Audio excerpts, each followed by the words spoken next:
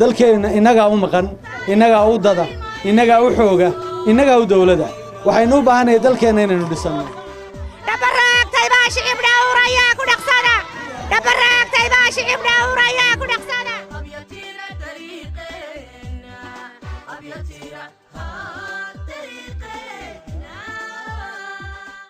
bartan imika aanu joogno ee aan taaganahay waxa weeye halkii uu madaxweynuhu u dhagaxa dhigay waana goobta ay ka bilaabanto jidka weyn ee isku xidhi doona in afmadoobo oo aanu joogno iyo magaalada Ceerigaabo waxaana isku jiraan ilaa iyo 306 kiiloomitir marka barta laga bilaabo waa jidka ugu dheer qorshaha Soomaaliland ay doonayso inay jidad fara badan ay wax kaga qadbato waxaanu isku jiraa ilaa iyo 300 iyo dheeraad kiiloomitir imika ka hor waxa jiray xaflad ballaaran oo iyada lagu bilaabayay sidii jidadka Soomaaliland oo dhan dadka reer Soomaaliland ay wax uga qaban lahayn iyaga oo aan mucaawano aan dibadda ka helin ka qayb qaado haseegin uqoor waxa karayso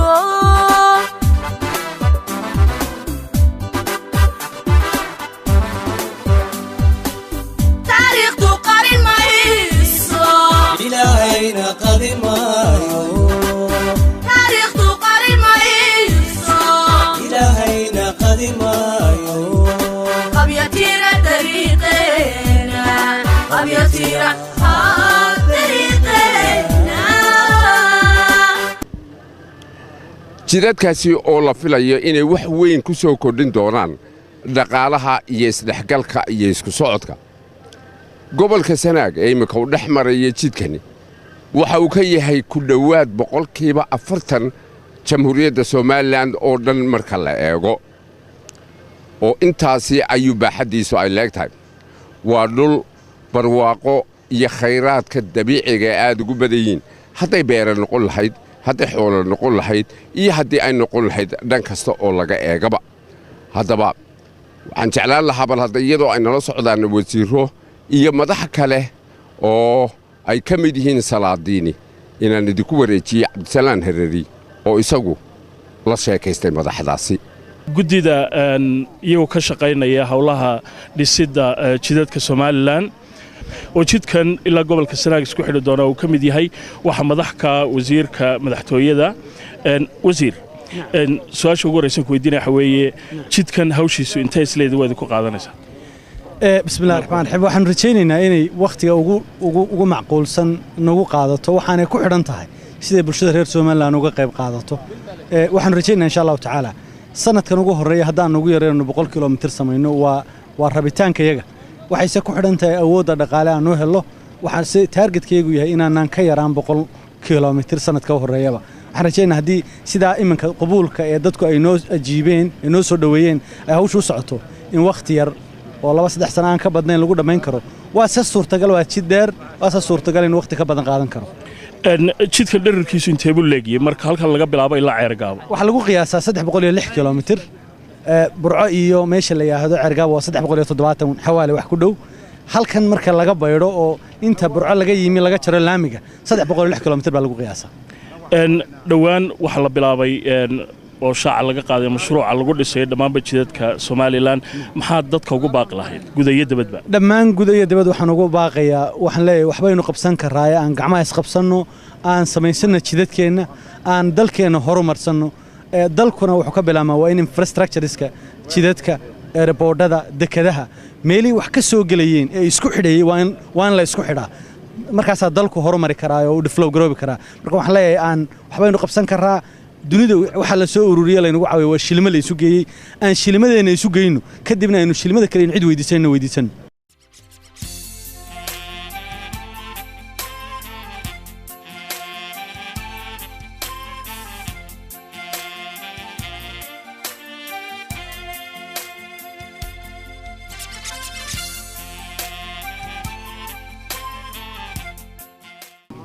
waftiga ballaaran ee maanta halkan maraya socodkan nagula jira waxaa ka mida qaar ka mida hogaamiyaasha dhaqanka ee Somaliland Suldaan Rashiid iyo Suldaan Saciid Suldaan jidkan waxaan u malaynayaa in badan oo hore marteen bal hadda Suldaan Saciid haddaan ku bilaabo jidkan dhibaatooyinka lagala kulmi jiray safarkiisa wax nooga taabo waa jid adag oo xanuun badan ka soo maray dadka waayeelka dumarka uurka leh wax badan ayaa halka ka nagaga baxay markaan dhaqtarada ku soo sidno galbeedka Burco iyo Hargeysa baabuur badan baa naga burburtay waa wado aad iyo aad u adag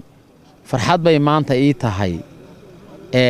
dhagax dhiga madaxweynuhu dhagax dhigay iyo bareerka cad ee dawladdu ka geysatay intuba farxad bay ii tahay maanta waatay Suldaan Rashiid bismillaahi raxmaani raxiim wadadan anigu waxaan marayay 50 sanadood 50 sanadood aan marayay gaari jajaban iyo gaari siniswana iyo Big Four ilaa iyo Land Cruiser maraya intaaba waan ku maray dhibaatadeeda iyo hawlaheeda markay dhiiriga tahay markay siigada tahay sida uu Suudaanka u sheegay dadka buka marka aad wado dhibaatada ay leedahay tan iyo saaka waanu soo soconay saraari majidkii siraad baa u faysan lahaa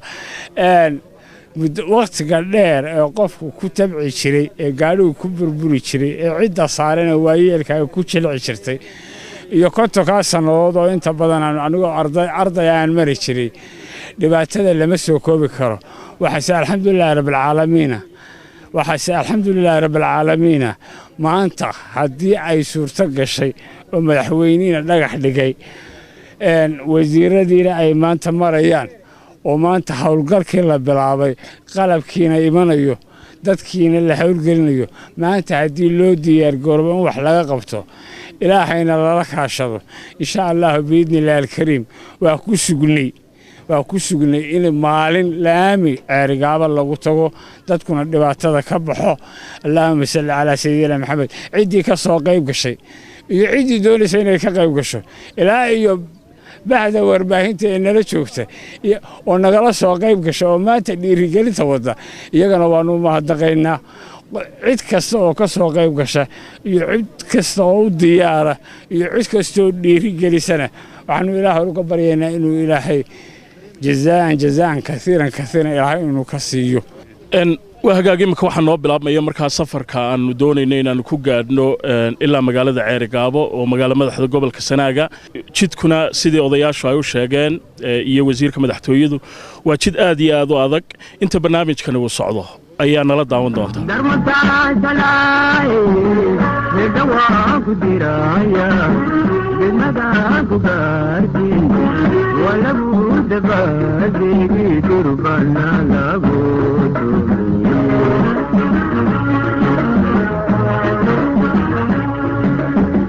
وحائق دردارنا دعدو ما نغوتي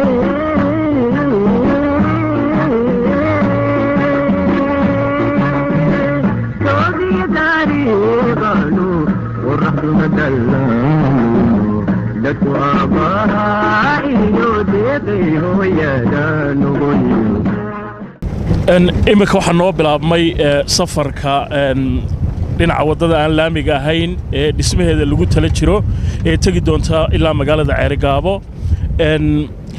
safarkaasoo ilaa dhowr iyo 10 saacadood aan rajaynayno inuu nagu qaadan doono masaafada ay isu jiraan halka jidkaanu kaga soo baxnay inaaf madoobe ilaa magaalada Ceerigaabana waa 306 kilomitir gaariga imika waxaan nala saaran wasiir dawlaha maaliyadda Cismaan Saxardiid oo cadaani ku magac dheer Cismaan muddo aad u dheer buu ku soo noolaa dalka Mareykanka Cismaan haddii jid caadi ay noqon lahayd oo laamiya muddo inta lag baa loo kala socon lahaa waa runta anigu Mareykan in badan baan ku noolaa laakiin meeshan waa meeshan la yaraanteedii aan mari jiray haddaan su'aashaada directly aan uga jawaabo sida ay tahay Burco ilaa Ceerigaabo waxa la filayaa 4 saacadood inaynu u soconno haddii la yiraahdo Burco ilaa Ceerigaabo damos markay laami noqoto 5 saacadood ayaynu maxaan ku dhahdaa ayaynu soconaynaa haddaynu ugu badanno imankana waxaynu u soconaynaa waad aragtaa wadadii rafka ahayd inuu marno siigadii iyo kidhkidhiiba waynu gallay 8 iyo badh ilaa 9 ama 10 markaynu dheerayno ayaynu u soconaynaa inkastoo baabuurtan dee yaryar aynu wadanaa ay baabuur dee runtii dusaya ay yihiin laakiin baabuurka weyni waa baabuur dee mudduu soconaya marka roob yimaado ama ay dheeli noqotana saraar baynu sii arki doonnaa saraar waa meeshii faysal cumar mushtaaq ilaahay naxariistii jannaa siiyo uu lahaa saraari majidkii siraadba tan iyo saaka waynu soconaynee saraari majidkii siraadba dad baa 2 bilood iyo maxaanku idhahdaa ku jira magaalo yaroo halkaasoo tuula aynu sii arki doonno oo la yidhaaho waridaad waa meesha kala badha somalilan marka waxaad garan kartaa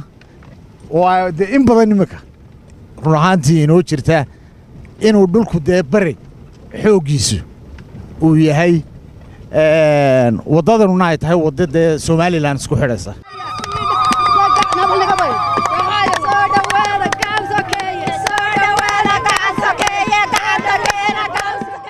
waa hagaagi iminka waxaannu soo gaadhnay degmada war-idaad markii aannu soo soconnay muddo 1 saaca meeshii uu ka soo bilaamayey laamiga ee aannu kaga soo degnay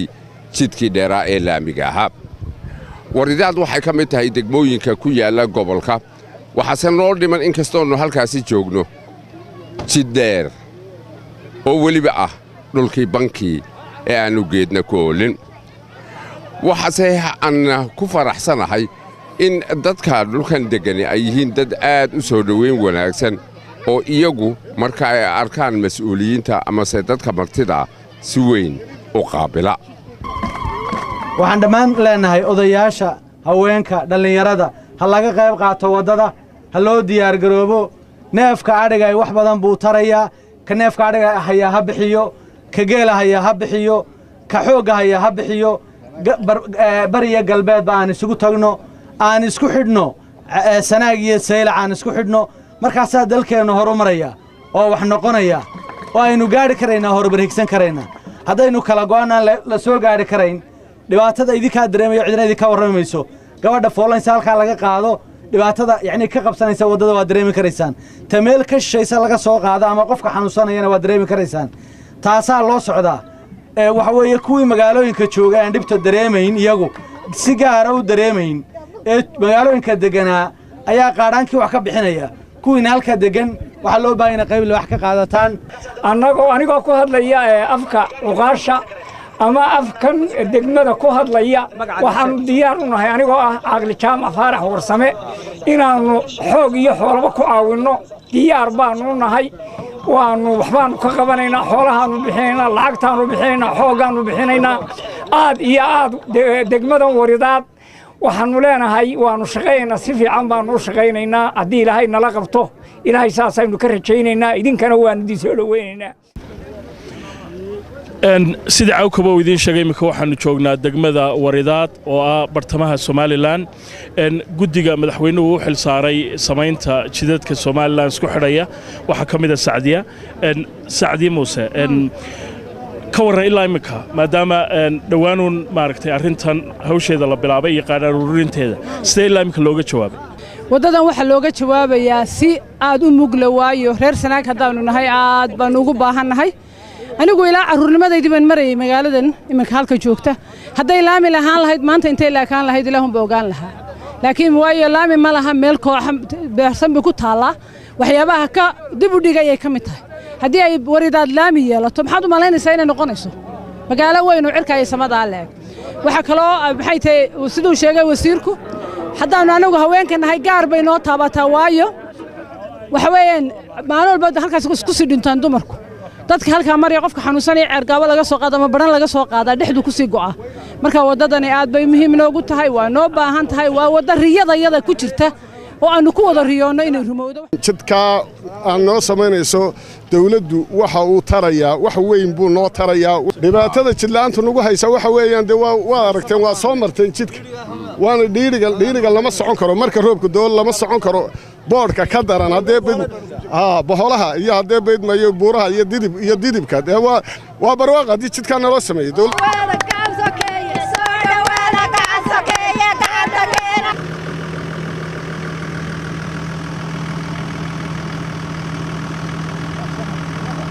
maan reer waxa weeye barkad cali xirsi waxaan leenahay u diyaar garooba xoolaha bixiya tacabka waxa weeye barbarkiina qabta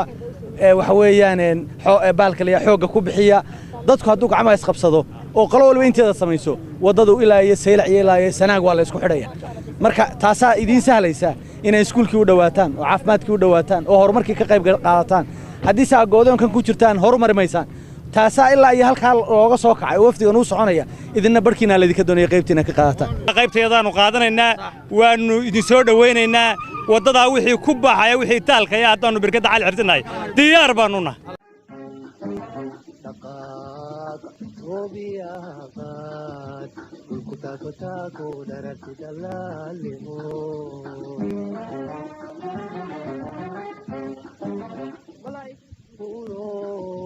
وحكتب إلهي كما صدوي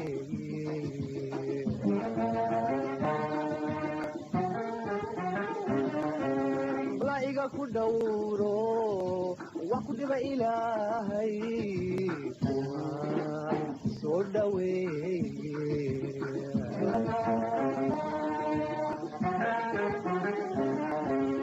قادتكنا ميزان لئن قادتكنا ميزان لئن لين سيرا تقسميل والقوتها gawaaridiina la socotay mid ka mid ah ayaa goor dhaweed qalibmay taasoo astaan oo ah sida jidkani uu xun yahay gaarigana dhowr qof ay saarnaayeen dhowr goor buu isrogaysa la ii sheegay markii dambena sanu isu taagay nasiib wanaag laakiin cidina waxba kumay noqonin dhammaanba dadkii saarnaana way ka nabad galeen dadka gaarigan saarnaa waxaa ka mid ah xasan maal oo ka mid ah shaqaalaha Universal xasan waa ku faraxsanahay ilaahay ka nabadgeliya adig iyo dadkii kaleba ma sha Allah Cabdisalaan ilaahay uu nabixiyay halka markaan marayno ayuu isteeranka dhuftay darawalku 3 jeer buu isrogay marka nasiib wanaag ilaahay uu nabixiyay waxaanu ku badbaadnay kuraasta dhexe ayaanu qabsanay intayadiiba gaariguna 3 jeer buu isrogay dhowr jeer buu isrogay markii dambe uu istaagay laakiin labada kursi ayaanu ku dhagnay wax beelana maanaan xidhnayn aduu ilaahay baa na badbaadiyay ma sha Allah aad iyo aad baan ugu faraxsanahay in ilaahay idinka badbaadiyay arrintan waxay astaan u tahay sida jidkan maritaankiisu uu adag yahay way idin muuqataa baan malaynayaa gaariga shilku uu soo gaadhay nasiib wanaag cidina waxba kumay noqonin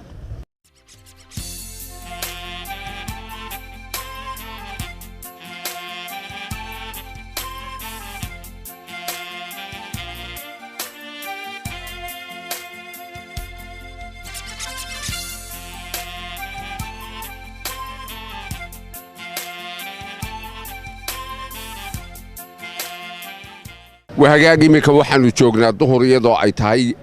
وبرتمها أما ماشى كلا بدة برعو يرجعوا أو بقول سجاشن كيلومتر السيدة الدولة دي إنجليز كبري جهراء شكتي أما حكومة دي كده بينا وحلا شيء جيا إنجيد كاسو وبرتما يهاي برعو يرجعوا وحنا اللي هذا قوم تيمي كانوا جوجنا شيشة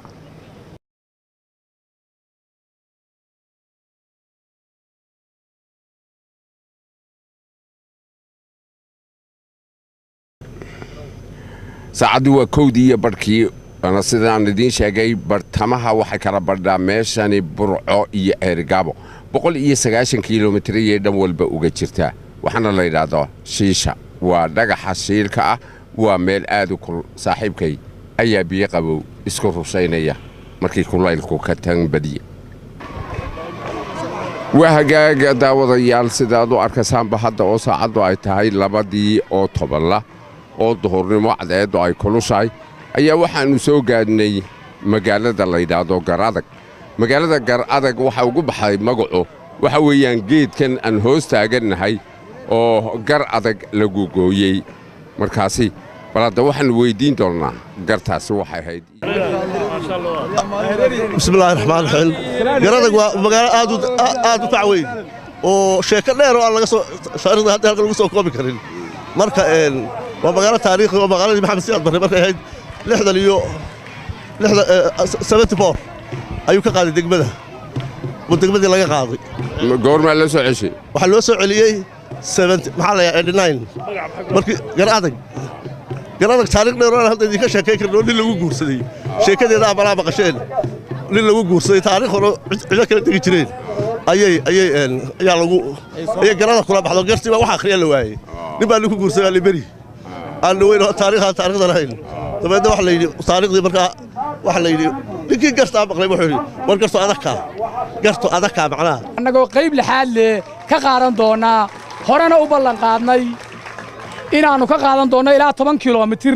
iyo wax ka badanba insha allahu intii aannu kari karro waxaanu leenahay mudanayaal waxa weeye annaga waa naga dhab waana inaana soo dhagax dhigteen hagaag imika waxaanu joognaa magaalada Garaadag annagoo weli joognaa geedka caanka ee magaaladan magaca ay kula baxday Ilhaan hadda ka war hawshu halka idiin marayso iyadoo Ilhaan waxay ka mid tahay guddiga madaxweynuhu magacaabay dhisitaanka jidadka oo dabcan ay ka mid tahay jidkan isku xidhaya gobolada Togdheer iyo Sanaag Ilhaan hawshu ilaa imika sidii ku socotaa runtii si wacan bay noogu socotaa de sidaad adiguba indhahaaga ku arkaysay hereriyow wax weeyaan aad baa dadka runtii gobolkan degan dhibaato badan ayaa ka soo qabsatay wadada tan soo dhaweyntii aad arkaysay ilaa tuulo ilaa degmooyin wax weeyaan dadkii runtii wax weeyaan shucuurtoodu aad bay u kacsan tahay ka guddi ahaan annaga waxaa naga go'an runtii inaanu habeen iyo maalin shaqayno shaqadu meel fiican bay maraysaa runtii alxamdulillah waayo waxa weyn ee aanu runtii doonaynaa waa laba qorshe waxa weeye wixii dawladdu ku ballan qaaday dawladdu wixii ay ku ballan qaaday waxaynu ka waraynaa inay macaadaadkii keentay inay 4 milyan miisaaniyadda sanadkan u gelisay in lacag 2 milyan iyo dheeraada ay shaqaalaheedii iyo golayaasheedii iska jareen maanta halkan waxaan u maraynaa sidii aanu lacagtaa lacag la eg dadka u dhashay gobolka Sanaag uga ururin lahayn waa 6 milyan oo dollar inaan gobolka Sanaag ka helo sanadka 2014 targetka iyagu waa kaas insha Allah biidnillaahi kariimna waanu gaaraynaa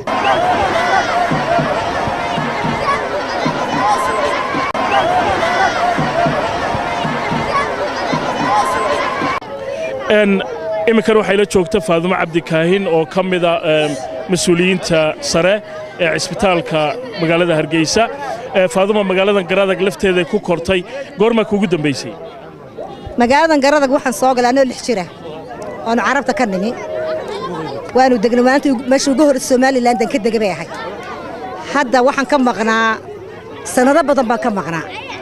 oo aan dabadaha ku maqnaa waxaan u iman waayayna dariiq xumaan u iman waayay oo dariiqa meelan soo maro ma jirin diyaaradu dhabarna waxaan wax isdhaahdaa gaadhima ma qaadis laakiin maanta waan iga soo qaadsiyo dadkii soo dhax raacayo ilaahay waxaan ka baryayaa in jidka la inoo dhiso dadkeena Soomaaliland jooga oo cid walba leh anigu qabiil kama hadlayo cid ka hadli maayo gidigeen saynu isugu duubanahay inaynu isugu tagno jidka iyo jidadka la jaadaba ama Hargeysa ku yaalin ama Saylaca ku yaalin ama Salaxle ku yaalin ama Oodwana ku yaalin meel kasta ay ku taala Soomaaliland inaan u wada kacno dhisno oo dadka baahida ay qabaan aynu ka qaadno ka dul qaadnaan ilaahay ka baryaya dumar rag iyo dumar oo dumar waliba idinka dumarka uur kale anigu dhakhtar baan ka shaqeeyo oo mulisaanahay dumarka maalin walba halka ku soo dhimanaya jidka iyaga soo socda ina u naxdaan iyo ubadka iyo ragga maanta gaadhaan naga qalibnay ninkii dhakhtar gaadhi xumaan buu nooga qalibnay meel xumaan dariiq xumaan yaa waxa loola cararay ilaa iyo baa loo soo gaadhaa lagula cararay haddii wadda wanaagsan tahay si fiican baa loola carari lahaa dadka meel loo gaadhsiin lahaa ilaahay waxaan ka baryaa inuu qalbigeena gidigeena sukayn wada furo taariikhdu qarimayso ilaahayna qadimayo qabyatira dariiqeena qabyatira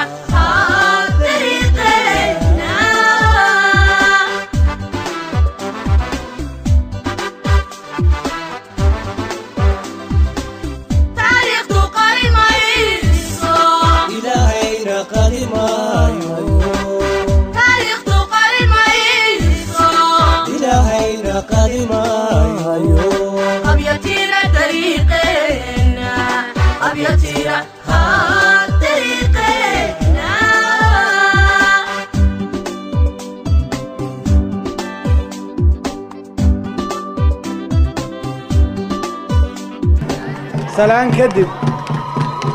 عادي عاد دوما تنتي عادي عاد دوما تنتي سيدا نوصل دويسين قيمها له ملقاها له ماموس كله وقتها قابن هذا البدن كداران من أوران مينو إذا كان وقت دير بان سوجيسين waxaa aad iyo aad idinka muuqda shucuurkiinna shucuur waddaniyadeed oo haddii aad ugu tihiin inaad waddadii ka qayb qaadataan annaguna wafdi ahaan waxaannu u soconnay waddada annagu wafdi ahaan socodkeegu waxa qasdi kale maanaan lahayn waddadaa ceerigaaba iyo togdheer isku xidhaysa sidii loo samayn lahaa sidii loogu gurman lahaa sidii gacmaha la isugu qabsan lahaa sidii aynu meel uga soo wada jeesan lahayn dhammaan guddiga waddada iyo wafdiga kaleba qasdigaannu u soconnaa kaa weeye waxaannu idinka rajaynaynaa sidaa fiican ee waddaniyadda leh ee xamaasadda leh ee aad noo soo dhowayseen inaa uga qayb qaadataan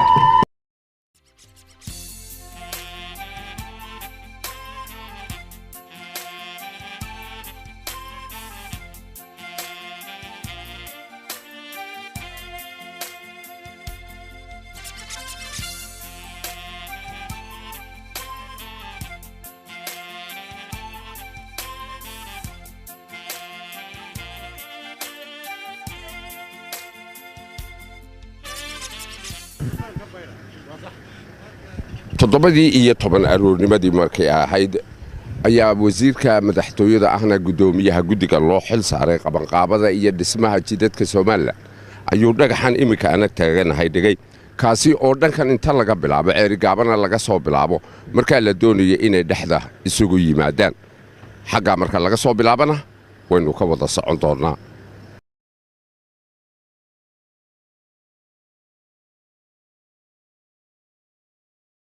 imika halka dhagax waxaynu u dhignay saddexdii qaybood ee aynu ku tala galnay ee madaxweynuhu inoo dhigay dhagixii ugu horreeyey ina afmadoobe tii labaadna waa tan ta saddexaadna waa ceerigaabo saasaynu u qaybsanaynaa haddii ilaahay nafta inoo daayo saasaynaynu dhagaxa u dhigaynaa saasaynaynu shaqada u wadaynaa ilaahayna waxaynu ka baryaynaa in uu inoo fududeeyo dadweynahana waxa laga rabaa in ay isku tashadaan oo aan hay'ad iyo cid kale la sugin aynu dadteena qabsano aynu isku tashanno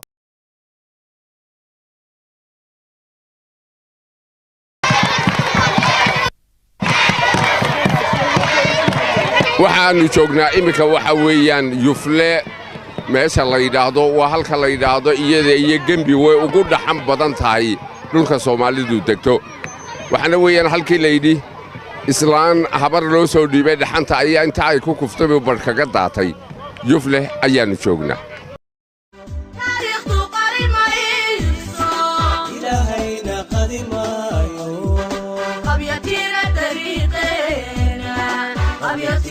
annaku xoolihii iyo xooggii iyada oo madaxweynuhu aanu dhawaaqin baannu annaku iskayo isu magacawnay haddaad arkaysaa war indhaadhaama waddadii waa taannu samaynay tii kale aannu samaynayna waa tan war indhaadhaama markaa annaku waxaannu diyaar u nahay muruq iyo maalba guddi baannu samaysannay guddidaasaa soo jaangoynaysa guddidaasaa ku dhawaaqaysa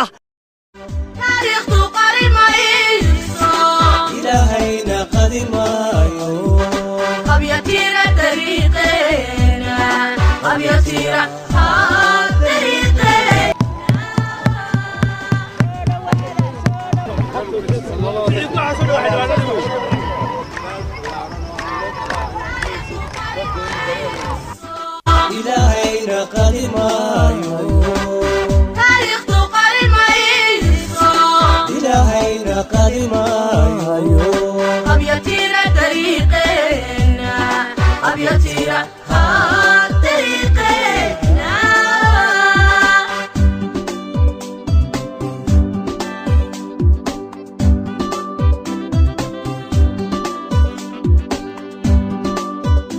ومارين taariikhda gobolka Sanaag iyo magaalada Ceergaababa ku suntan qof kastana loo baahayo inuu geliyo buugiisa xusuus qorka ah waa maalin aan dib inoo soo marayn intaynu garanayno waa maalin laynoo ballan qaaday jidkii xanuunka badnaa ee dhibaatada inagu hayay dad badanna inaga geeriyoodan Allah u naxariistee oo maanta laynoo bilaabayo kow dhagaxa waxa dhigay madaxweynaha jamhuuriyadda Soomaaliland Axmed Maxamed Maxamuud Siiraayo ha noolaado tallaabadaasi waxay ahayd tallaabo geesinimo leh tallaabo ay naadir tahay qof bilaadan inuu qaado wuu u bareeray madaxweynuhu wuxuu ku tashaday muruqa maalka dadkiisa somalilan deggan meel kastoo ay joogaan arrintaa inaan ka rumayno oon innaguna garab joogsanno waa inagu waajib waxaan aad iyo aad ugu mahadnaqayaa dadka ku nool gobolka awdal dadka ku nool gobolka maroodijeex dadka ku nool gobolka togdheer dadka ku nool gobolka saaxil dadka ku nool gobolka sool dhammaantood shalay toole sidaad tiifiyada ka daawanayseen waxay bilaabeen inay ku tabarrucaan ururiyaan qaadhaan ay ugu tala galeen dhismaha dawgan gobolka sanaag iyo togdheer isku xidhaya waxaan ugu mahadnaqayaa inay qaadeen tallaabo geesinimo leh tallaabo ay walaalahood ku caawinayaan khaas ahaan gobollada galbeedka waxay ka abaal gudayaan qaadhaankii innaguba haddaan sanaagnahay aan diri jirnay telefoonnada ku shubi jirnay een halka dollar ugu shubi jirnay maanta iyadoo innaga wax laynoo qabanayo iyadoo innaga laynoo wada guntaday gobolka sanaag waxaa laynaga doonayaa inaan halkaa meel boqolkeeda gaadhno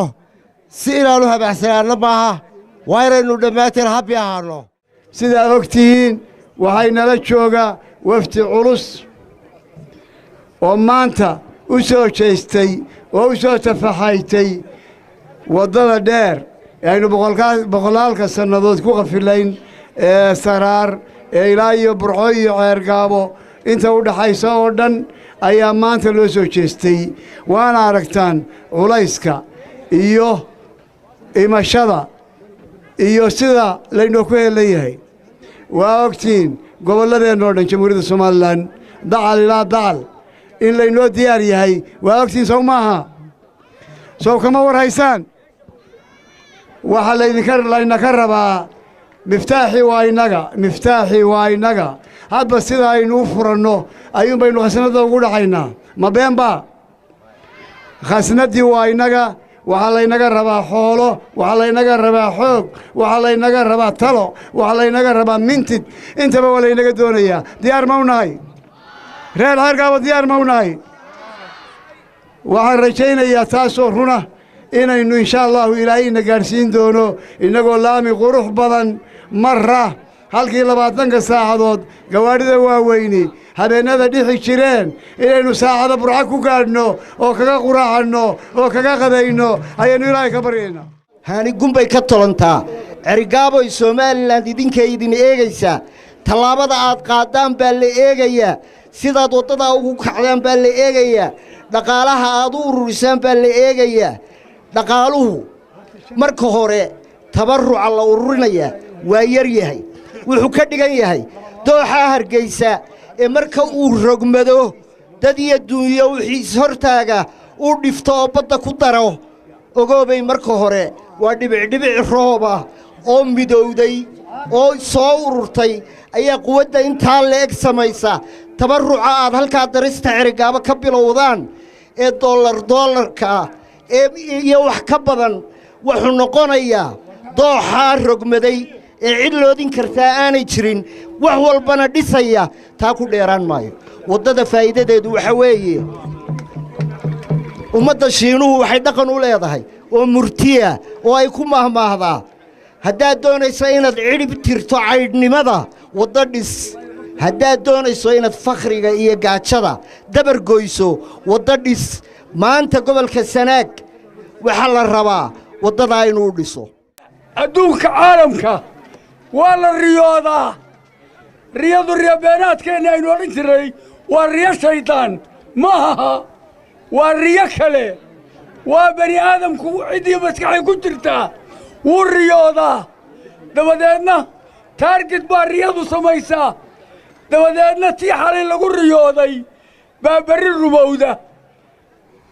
ama sannadka bacdi bay rumowdaa caalamka dadkii wax ka qabtay oo bixiyey halhays ka dhigtay martin luther king zaciimkii xorriyadda zaciimkii madow jidhka u dagaalamay madow ninkii u geeriyooday naftiisa u fideeyey oo maraykanka ahaa oo ka tegey maanta inuu nin maraykan oo madoobi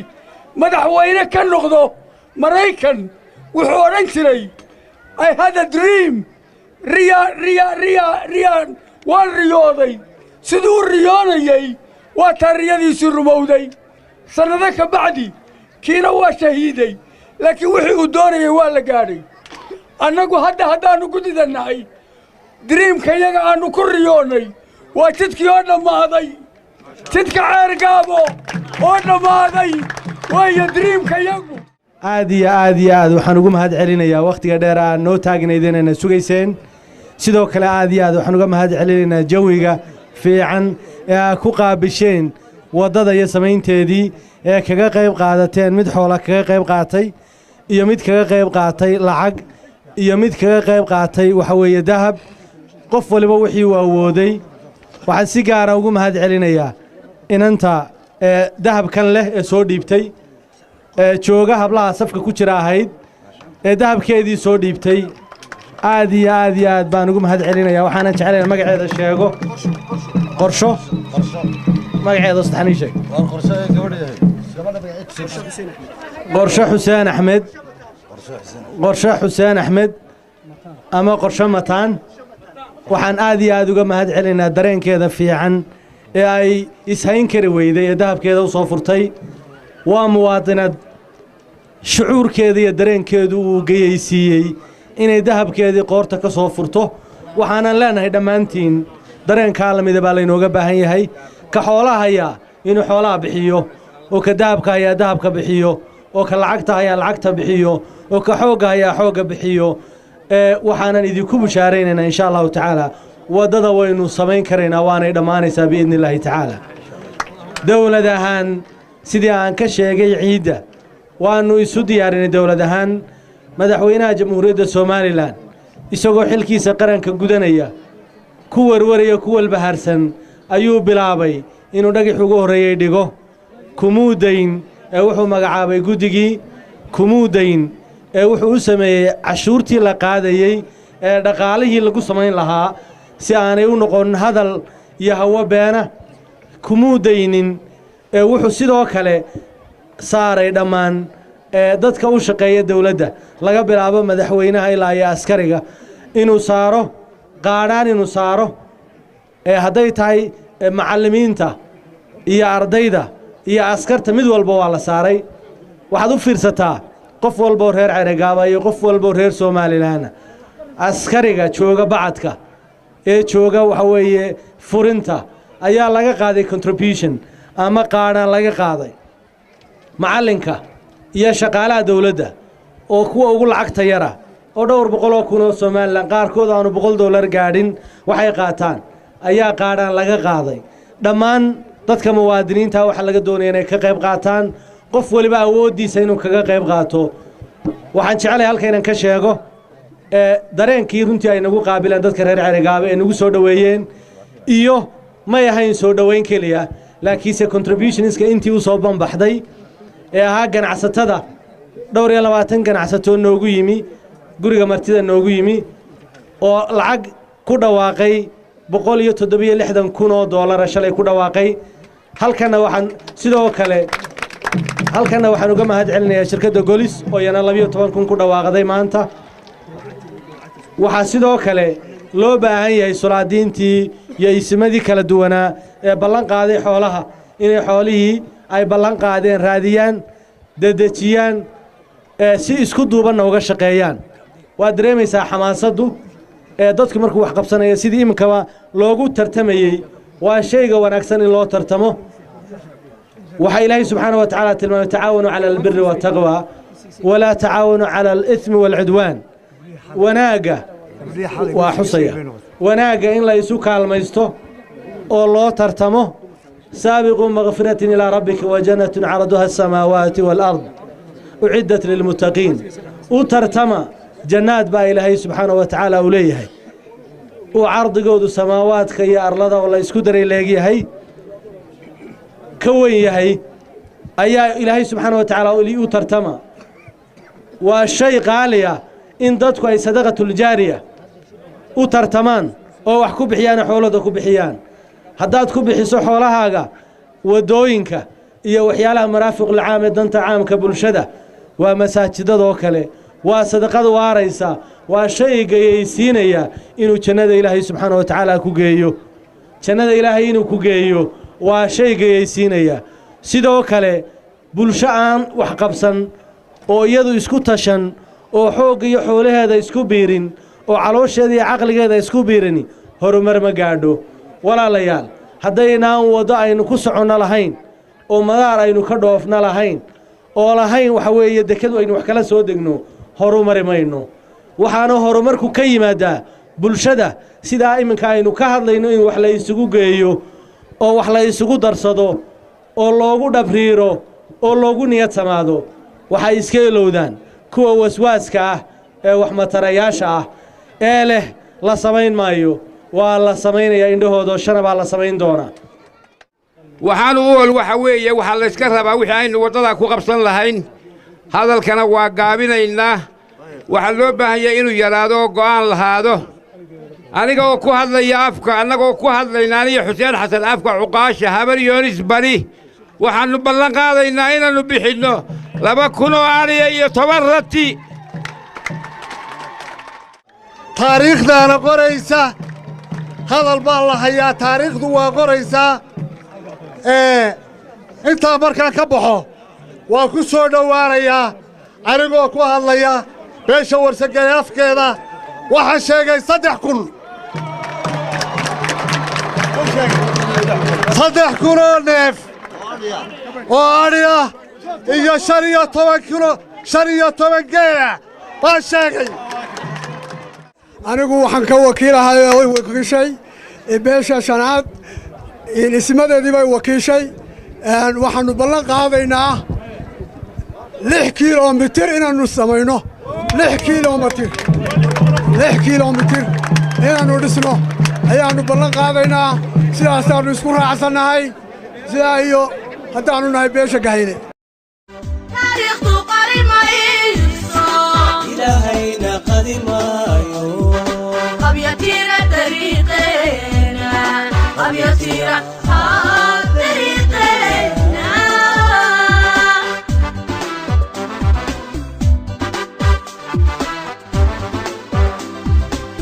تاريخ قريب ما ينسى إلهينا قدمايو